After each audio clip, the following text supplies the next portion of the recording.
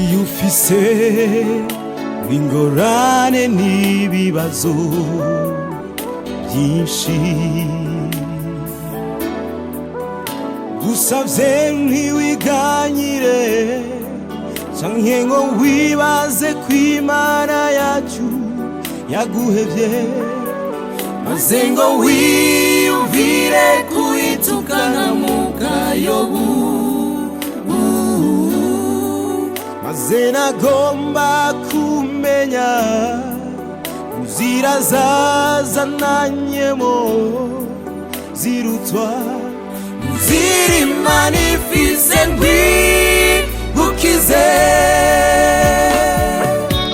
Yewe muntu w'Imana wishiremo yuko uhoraho Imana yacu ari Imana ihambaye kandi Imana ikomeye, ifise inzira nyinshi ibihumbi n'ibihumbi vyo kukurokora ikagutabara, kandi inzira izozanana ntabwo uzoyimenya wewe kuko uri umwana w'umuntu, ariko watanze umwana wawe w'ikinege niwe Mana data wa twese, iraza aho izoca ikurokore, irokore wewe n'abarundi n'abayizera bose. Uhoraho nimutananirwa, ifubika umuco mu mwambaro, ubwiza bwiwe bwakwiye mw'ijuru, abamarayika ntibasiba kuvuga waturera, urera urera.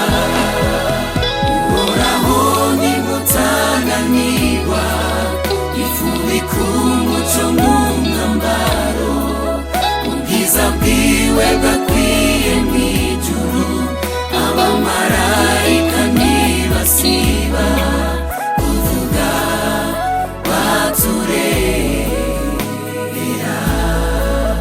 urera urera.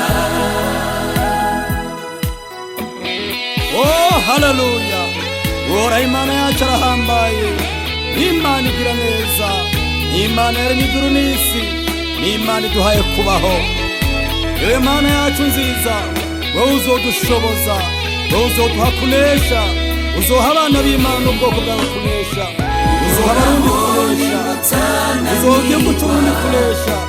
Wewe waja kugisha Isirayeli icyaha gitukura, urabatambutsa ubagaburira amano mu bugaragwa, ntibishwe n'inzara kuko wabereye umwizigirwa.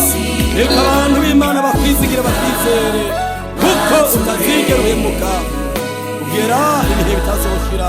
Ibera Mana yacu, urera uhoraho, urahambaye Mana, reka tukwizigire, dushinge ivyizigiro vyacu.